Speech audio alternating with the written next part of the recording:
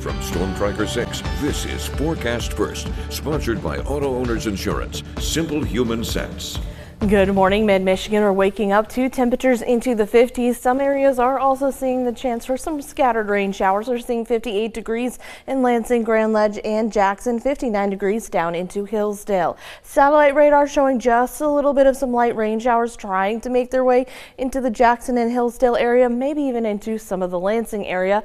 Over the next 12 hours, we'll stay dry, though, with partly to mostly cloudy skies, so a few peaks of sunshine into the mix for today. Temperatures back into the 70s. I'll have the full details coming up in just a little bit. 6 News This Morning starts right now. WLNS is here for you, celebrating 75 years of bringing you the news with 6 News This Morning.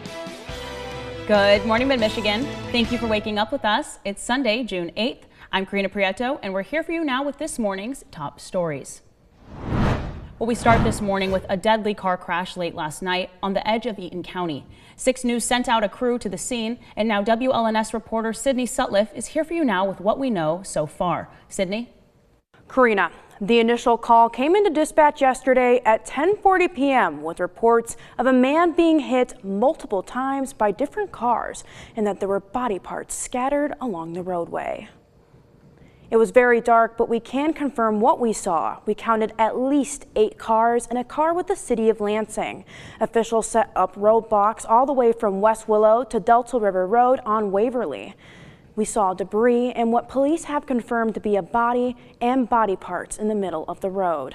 Police have confirmed that this was a 26-year-old black man who was on the road at the time of the accident.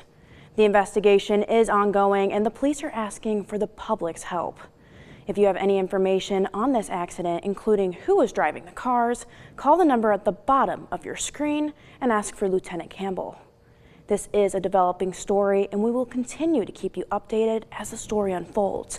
So stay tuned on air or go online to WLNS.com. Karina, back to you. Well, thank you for that information, Sydney. We'll be sure to keep you all updated as we continue to learn more.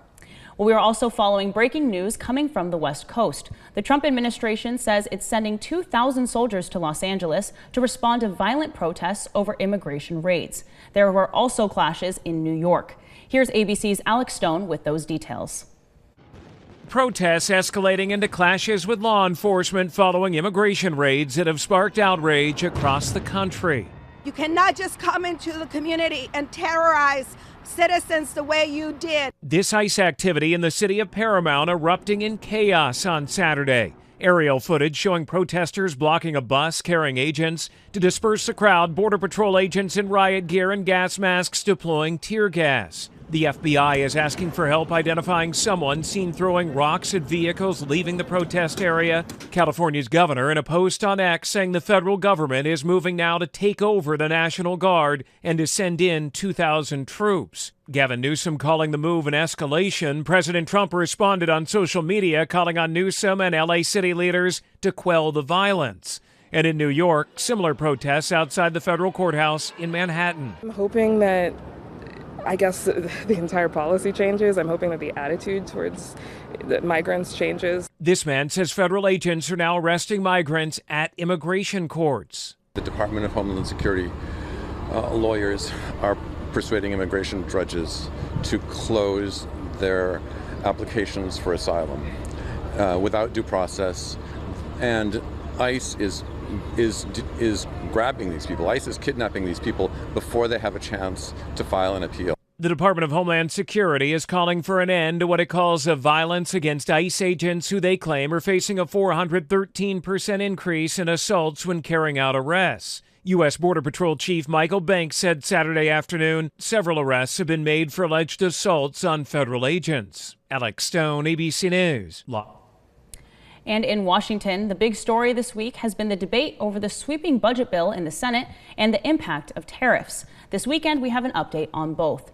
The Congressional Budget Office released a report showing how long-term tariffs would pay for the proposed tax cuts. The Budget Office showed a $2.4 trillion reduction in tax revenue over the next decade, but it also expects the new tariffs to bring in $2.5 trillion in the same time. So the math evens out, but it comes with a risk. If Congress decided to take back the power to issue tariffs, or if courts decide to limit them, that could leave a multi-trillion-dollar hole in the federal budget. And this week, the fight over the budget bill turned into a fight between the president and the world's richest man. Now both men are realizing there could be a lot to lose if the fight continues. For Trump, he could lose the backing and the bankroll of a billionaire in control of one of the most powerful social media apps on the planet. Elon Musk has indicated that he would be open to supporting Democrats as part of his fight against the president's signature legislation, but Trump promises that Musk will, quote, pay the consequences. That could include canceling contracts between NASA and SpaceX or encouraging federal regulators to take a closer look at Tesla's push for self-driving cars. On Friday, Musk threatened to start his own political party called the America Party.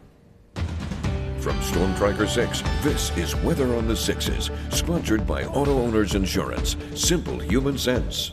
Good morning, Mid-Michigan. We're seeing a little bit of some hazy skies still in the forecast for today.